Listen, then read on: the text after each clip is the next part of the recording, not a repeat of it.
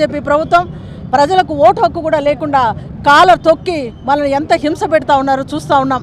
ఈరోజు మన లోక్సభ ప్రతిపక్ష నేత రాహుల్ గాంధీ గారు వారి పితరులు, వాళ్ళ తాతగారు కావచ్చు, వారి నానమ్మ కావచ్చు, వాళ్ళ తండ్రి గారు కావచ్చు, ప్రతి ఒక్కరూ మన దేశం కోసం ప్రాణాలు వద్ది ప్రజాస్వామ్యం కోసం పాటుపడి స్వాతంత్రం కోసం కాంగ్రెస్ పార్టీ ద్వారా ఎంతో సేవ చేసి ప్రజలకు ఓటు హక్కు కల్పించి దేశంలో ప్రజలు తన ఇష్ట ప్రకారము ప్రజల నాయకులను ఎన్నుకోవాలనే హక్కును కూడా కాలరాస్తూ ఇప్పుడున్న బీజేపీ ప్రభుత్వం ఏ రకంగా చేస్తూ ఉంది మనం చూస్తూ ఉన్నాం.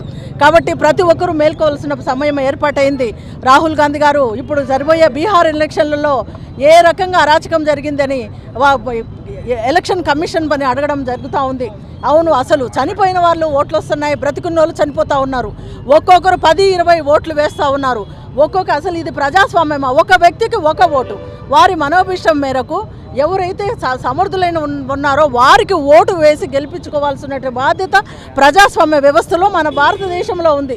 బ్రిటిష్ వాళ్ళ కబంధ హస్తాల నుంచి మనం పక్కకు వచ్చి మన వాళ్ళు గాంధీ మహాత్ముడు కావచ్చు, నెహ్రూ కావచ్చు, వల్లభాయ్ పటేల్ కావచ్చు, ఎంతోమంది పోరాడి మనకు స్వాతంత్రం తెచ్చి ఓటు హక్కును కల్పిస్తే ఒక గొప్ప రాజ్యాంగం మన రాజ్యాంగ నిర్మాత అంబేద్కర్ గారు ఆయన రాజ్యాంగాన్ని రాసి ప్రజలందరికీ స్వాతంత్రం కల్పిస్తే ఈ రోజు ఉన్నటువంటి బీజేపీ ప్రభుత్వము ఆ ఓటు హక్కును కూడా కాలరాసి ఎంతో భయంకరంగా పరిస్థితి ఏర్పడుతూ ఉంది.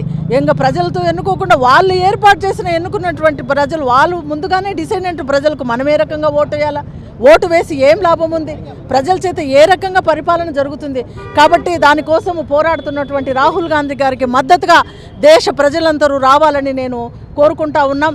ఈ రాష్ట్రంలో ఉన్నటువంటి కాంగ్రెస్ నాయకులు కావచ్చు, మన పిసిసి అధ్యక్షురాలు షర్మిలారెడ్డి గారు కావచ్చు, దానికి వ్యతిరేకంగా మేము పోరాడుతూ ఉన్నాం. కాబట్టి ఇది అందరికీ సంబంధించింది, ఇది ఒక పార్టీకి సంబంధించింది కాదు. ఓటు హక్కు అనేది ప్రతి మన భారతదేశ పౌరు యొక్క హక్కు.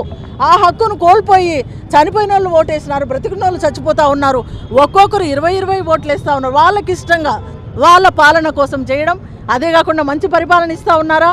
అది మంచి పరిపాలన కాదు.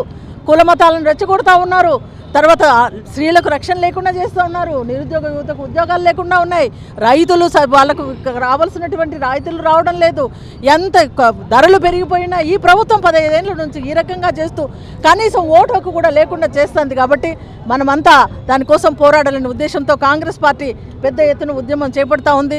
రాహుల్ గాంధీ గారి నాయకత్వంలో, ఇక్కడ ఉన్న షర్మిలారెడ్డి నాయకత్వంలో మేమంతా కాంగ్రెస్ తరపున పోరాడడానికి మన హక్కు ఒకటే, ఓటు హక్కు, మన హక్కు మనం నిలబెట్టుకోవడానికి చేయాలని